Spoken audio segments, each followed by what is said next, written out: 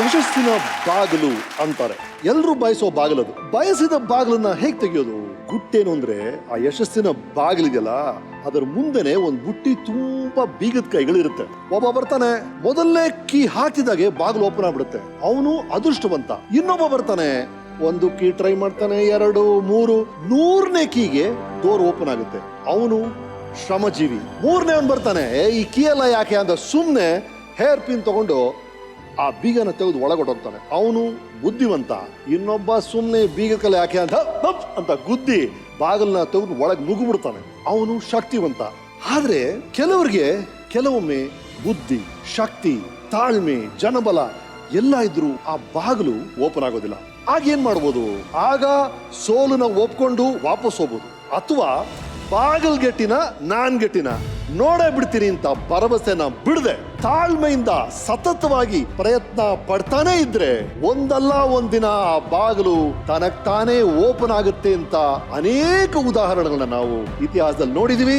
ಇವತ್ತಿನ ನಮ್ಮ ಸಾಧಕರ ಕಥೆನೂ ಹೀಗೆ. ವಿಧಿ ಇವರ ಜೀವನದಲ್ಲಿ ವಿಧವಾಗಿ ಆಟ ಆಡಿದ್ರು, ಯಾವುದಕ್ಕೂ ಜಗದೆ, ಯಾವುದಕ್ಕೂ ಕುಗ್ಗದೆ ಮುನ್ನುಗ್ತಾ ಇರೋ ಹಸನ್ಮುಖಿ. ಸ್ವಾಗತಿಸಿ ಅಣ್ಣವರ ಮಕ್ಕಳಲ್ಲಿ ಮಧ್ಯಮವರು, ವಜ್ರೇಶ್ವರಿ ಸಂಸ್ಥೆಯ ಪ್ರಮುಖರು, ಶ್ರೀ ರಾಘವೇಂದ್ರ ರಾಜ್ಕುಮಾರ್ ಅವರು.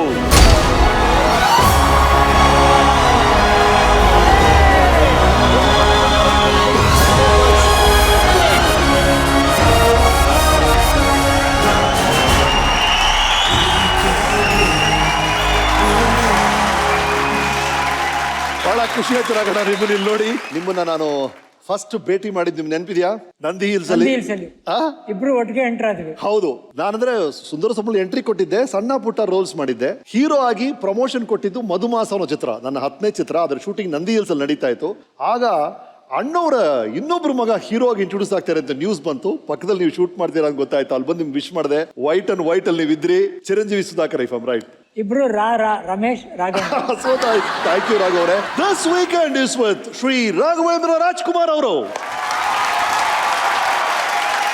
ಇವರು Shri Raghavendra Rajkumar 1965 August 15 Independence Day ಹುಟ್ಟಿದ್ದೀರಾ. ವಾವ್! ಆಗಸ್ಟ್ 15 ಇವರು ಹುಟ್ಟಿದ್ದು. ಚೆನ್ನೈನ ಕಲ್ಯಾಣಿ ಹಾಸ್ಪಿಟಲ್ ಅಲ್ಲಿ ಇವರ ಜನನ.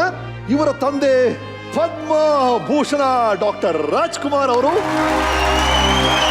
ಇವರ ತಾಯಿ ನಿಮ್ಮೆಲ್ಲರೂ ಗೊತ್ತಿರೋ ಹಾಗೆ ಪಾರ್ವತಮ್ಮ ರಾಜ್ಕುಮಾರ್ ಅವರು. ಈ ದಂಪತಿಗಳ ಒಟ್ಟು 5 ಜನ ಮಕ್ಕಳಲ್ಲಿ ಇವರು 3ನೇವರು.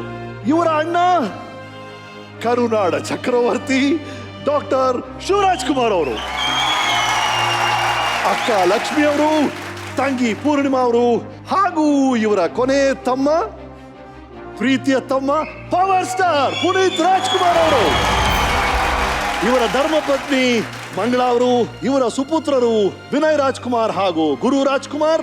1974ರಲ್ಲಿ ಶ್ರೀನಿವಾಸ ಕಲ್ಯಾಣ ಮತ್ತು ದಾರಿ ತಪ್ಪಿದ ಮಗ ಚಿತ್ರಗಳಲ್ಲಿ ತಂದೆಯ ಜೊತೆ ನಟಿಸಿ ಚಿತ್ರರಂಗಕ್ಕೆ ಪದಾರ್ಪಣೆ ಮಾಡಿದ್ರು.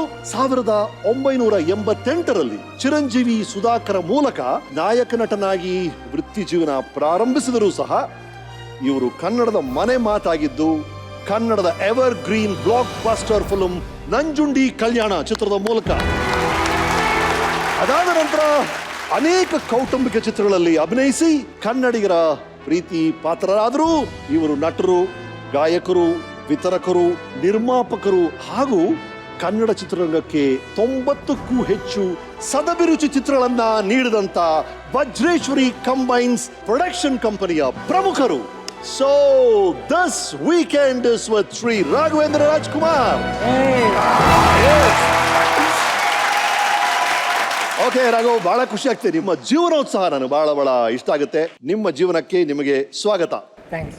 ನಮ್ಮ ಕನ್ನಡ ಚಿತ್ರರಂಗ ಅಂತ ಬಂದ್ರೆ ಅಣ್ಣವರ ಕುಟುಂಬದ ಹೆಸರು. ಚಿತ್ರರಂಗದ ಪ್ರಥಮ ಕುಟುಂಬ, ಮೊದಲನೇ ಕುಟುಂಬ ನಾವೆಲ್ಲರೂ ಹೇಳ್ತೀವಿ. ನಿಮ್ಮ ಕುಟುಂಬದ ಒಂದು ಫ್ಯಾಮಿಲಿ ಟ್ರೀ ಇದೆ, ಒಂದು ವಂಶ ವೃಕ್ಷ. ಕಲೆಗೆ ಅರ್ಪಿಸ್ಕೊಂಡವರು ನೀವೆಲ್ಲ. ಆ ಫ್ಯಾಮಿಲಿ ಟ್ರೀ ಅನ್ನು ನೋಡೋಣ. ನಮ್ಮ ತಾತ, ಅವ್ವ. ನಮ್ಮ ತಾತ ಮಾಡ್ತಿದ್ದೆಲ್ಲ ರಾವಣ, ಹಿರಣ್ಯಕಶಿಪು, ಕಂಸ ಇಂಥ ರೋಲ್ಗಳು ಮಾಡ್ತಿದ್ರು. ಆಮೇಲೆ ಅವ್ರು ಹಾಡಿದ್ರೆ ಮೈಕ್ ಇಡ್ತಿರ್ಲಿಲ್ವಂತೆ, ಅಷ್ಟು ದೊಡ್ಡ ಶಾರೀರ ಅವ್ರದ್ದು. ನಿಮ್ಮ ಫ್ಯಾಮಿಲಿ ನಾನು ಯಾವಾಗ ವಿಸಿಟ್ ಕೊಟ್ಟಾಗ್ಲೂ ರಾಗಣ್ಣ ಎಲ್ರು ಫಾರ್ ಎನಿಥಿಂಗ್ ಯಾವ ತರ ಫೋನ್ ಮಾಡ್ತೀನಿ, ಅಪ್ಪು ಇರಲ್ಲ ಅಥವಾ ಶಿವಣ್ಣ ಇರಲ್ಲ ಅಂದ್ರೆ ರಾಘು ಇರ್ತಾರೆ, ಅವ್ರ ತರ ಮಾತಾಡ್ಬಿಟ್ಟಿದ್ದಾರೆ ಹೇಳ್ತಾರೆ ಮೊದ್ಲಿಂದ ನಾನು. You are such a centre point for the entire family. ಬಹಳ ಖುಷಿ ಆಯ್ತು. ನಿಮ್ಮ ಬಾಲ್ಯದಿಂದ ಶುರು ಮಾಡೋಣ. ಇಂಥ ಒಂದು ದೊಡ್ಡ ಕುಟುಂಬದಲ್ಲಿ ನಿಮ್ಮ ಜನನ ಆಗುತ್ತೆ 1965. ಆ ರಾಯರ ಕೃಪೆ ನಿಮ್ಮ ಕುಟುಂಬದ ಮೇಲೆ ಇತ್ತು. ನಿಮ್ಮ ಹುಟ್ಟಿದ ಕತೆ ಯಾರ ನಿಮಗೆ ಹೇಳಿದಾರ? ಏನೋ ನಿಮ್ಗೆ ನೆನಪಿದ್ಯಾ? You know anything? I know something. You know something? ಈ ಮಕ್ಕಳಿಗೆ ದೇವ್ರ ಹೆಸರು ಯಾಕೆ ಇರ್ತಾರೆ ಗೊತ್ತಾ ಕಂದ ಅಂತ ಕೇಳಿದ್ರು. ನಮಗೆ ಒಳ್ಳೇದ ಇಲ್ಲ ಕಂದ, ನಮಗೆ ಒಳ್ಳೇದೇ ಆಗಲಿ, ತಂದೆ ತಾಯಿಗೆ ಒಳ್ಳೇದಂತ. ಯಾಕಂದ್ರೆ ಆ ಒಂದು ಇದರಿಂದ ದಿನವೆಲ್ಲ ರಾಘವೇಂದ್ರ ಅಂತ ಉಚ್ಚಾರಣೆ ಮಾಡ್ಬೋದು. ಅದು ಮಂತ್ರವಾಗುಳುತ್ತೆ ಅಂತ ನಮ್ಗೆ ಇಡ್ತಾರಂತೆ. ಅದಕ್ಕೆ ಮಕ್ಕಳಿಗೆ ಲಕ್ಷ್ಮಿ, ಶಿವಣ್ಣ, ರಾಘವೇಂದ್ರ ಎಲ್ಲರಿಗೂ ದೇವ್ರ ಹೆಸರು ಇಡ್ತಾರಂತೆ. ಶಿವಣ್ಣ ಅವ್ರು ಬಂದಾಗ ಹೇಳ್ತಿದ್ರು, ನಾವು ಆಟ ಆಡಕ್ಕೆಲ್ಲ ಹೊರಗಡೆ ಹೋಗ್ಬಿಡ್ತಿದ್ವಿ ಬ್ಯಾಟ್ ಇಟ್ಕೊಂಡು, ಮನೇಲಿ ಯಾವಾಗಲೂ ತಿಂದ್ರೆ ರಾಗು, ನಮ್ಮ ಸಿಸ್ಟರ್ಸ್ ಕಂಪ್ನಿ ಕೊಡ್ತಾ ಇದ್ರೆ ರಾಗು ಅಂತ. ನೀವು ನಿಮ್ಮ ಸಿಸ್ಟರ್ಸ್ ಬಹಳ ಕ್ಲೋಸ್ ಅಂತ ಕೇಳ್ಪಟ್ವಿ. ನನಗೆ ಸ್ವಲ್ಪ ಭಯ, ಹೊರಗಡೆ ಗೇಟಿಂದ ಆಚೆ ಹೋಗ್ತಿಲ್ಲ. ಶಿವಣ್ಣ ನನ್ನ ಪೊಟ್ಟೆ ಅಂತ ಕರೆಯೋನು. ಪೊಟ್ಟೆ ಅಂದ್ರೆ ಹುಡುಗಿ, ಹೆಣಗ ಅಂತ. ನಾನು ಬರೀ ನಮ್ಮ ಅಕ್ಕ, ನಮ್ಮ ಅತ್ತೆ ಮಕ್ಕಳಿದ್ದಾರೆ ಗೀತಾ, ಅವ್ರ ಜೊತೆ ಆಟ ಆಡೋದು. ನಾನು ಆಟ ಆಡೋದೆಲ್ಲ ಕುಂಟಪಿಲ್ಲೆ, ಚೌಕಾಬಾರ ಇಂಥದ್ನೇ ಆಟ ಆಡ್ತೀನಿ. ನನಗೆ ಭಯ, ಕ್ರಿಕೆಟ್ ಎಲ್ಲ ಬಾಲ್ ಹೊಡೆದು ಬಿಡುತ್ತೆ ಅಂತ. ಅಂಡ್ ಅಕ್ಕ ಅಂದ್ರೆ ಲಕ್ಷ್ಮಿ ಅವರು, ಮತ್ತೆ ನಿಮ್ ತಂಗಿ ಪೂರ್ಣಿಮಾ ಅವರು, ಆಮೇಲೆ ನಮ್ಮ ಅತ್ತೆ ಮಕ್ಕಳು. ನಿಮ್ಮ ಅಕ್ಕ ತಂಗಿಯರು ಬಂದಿದ್ದಾರೆ, ಸ್ವಾಗತಿಸಿ. ಲಕ್ಷ್ಮಿ ಅವರೇ, ಪೂರ್ಣಿಮಾ ಅವರೇ, ಸ್ವಾಗತ.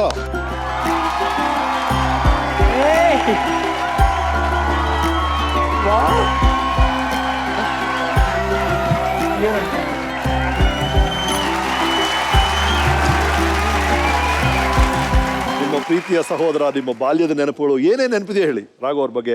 ರಾಘು ಇದ್ದ ಜಾಗದಲ್ಲಿ ತುಂಬಾ ಸಂತೋಷ, ಯಾವಾಗ್ಲೂ ಸಂತೋಷವಾಗಿರ್ತೀವಿ. ಕಾಮಿಡಿ ಮಾಡ್ತಾನೆ ತುಂಬಾ. ಅಪ್ಪಾಜಿ ತರ ಬಂದು ಮಾತಾಡೋದು. ನಾವೆಲ್ಲ ಕೂತಿದ್ದಾಗ ನಾವೇನೋ ಕಾಫಿ ಕುಡಿತಾ ಕೂತಿರ್ತೀವಿ, ಅಪ್ಪಾಜಿ ಕಾಫಿ ಕುಡಿದ್ರೆ ಆಗ್ತಾ ಇರ್ಲಿಲ್ಲ ಜಾಸ್ತಿ. ನಾವ್ ಹೆಂಗಸರೆಲ್ಲ ಸೇರ್ಕೊಂಡ್ರೆ ಕಾಫಿ ಕುಡಿತಾ ಇರೋದು.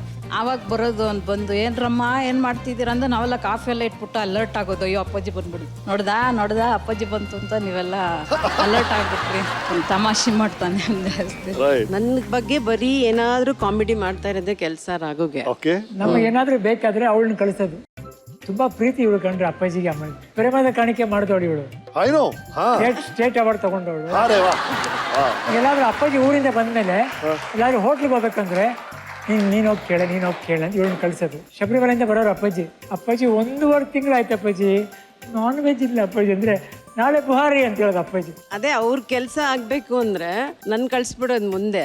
ಬೈಸ್ಕೊಂಡಿದ್ರು ನಾನೇ ಬೈಸ್ಕೊಳ್ಳಿ ಪರವಾಗಿಲ್ಲ, ಹಿಂದೆಯಿಂದ ನಿಂತ್ಕೊಂಡು ನೋಡೋದು ಏನಂತ ಇದಾರೆ ಅಪ್ಪಾಜಿ ಅಮ್ಮ ಎಲ್ಲ ಅಣ್ಣಂದ್ರು ಮಾಡೋದು ಬಿಡಿ. ಹಂಗೆ ರಾಘು ನನ್ಗೆ ಏನೇನಾದ್ರೂ ಹೆಸರು ಇಡೋದು, ಮತ್ತೆ ಅವನು ಓಡಾಡ್ಸ್ಕೊಂಡು ಹೊಡಿಯೋದು. ನಾನು ಇದೇ ಕೆಲಸ ನಮ್ಗೆ. ನೀವು ಎಲ್ರಿಗೂ ಒಂದು ಅಡ್ಡ ಹೆಸರು ಇಡ್ತಾ ಇದ್ದೀರಂತಲ್ಲ, ನಿಮ್ಮ ಫ್ಯಾಮಿಲಿ ಎಲ್ರಿಗೂ ಒಂದು ಅಡ್ಡ ಹೆಸರು, ನಿಕ್ ನೇಮ್ ಇಡ್ತೀರಂತಲ್ಲ, ಇವ್ರಿಗೆಲ್ಲ ಏನ್ ಹೆಸರುಗಳು? ಇವ್ರದ್ದು ಪೆರುಮಾಳ ಅಂತ ಕರಿತೀವಿ. ಪೆರುಮಾಳ ಸುಮ್ಮನೆ ಏನಾಗ್ತದೆ ಪೆರುಮಾಳ ಅಂದ್ರೆ. ಅಪ್ಪಾಜಿ ಕರೀದ, ಅಪ್ಪ ಅಯ್ಯ ಯಾರೋ ಪೆರುಮಾಳ್ ಬಂದ್ರೆ ನೋಡ್ಕಂದ ಅಂತ ಕರೀತ. ಇವಳು ಓಡಿಸ್ಕೊಂಡ್ರೆ ಹೊರಿಯಕ್ಕೆ. ಸೋ ನೈಸ್ ರೀ, ಬಹಳ ಖುಷಿ ಆಯ್ತು ರೀ. Thank you for coming.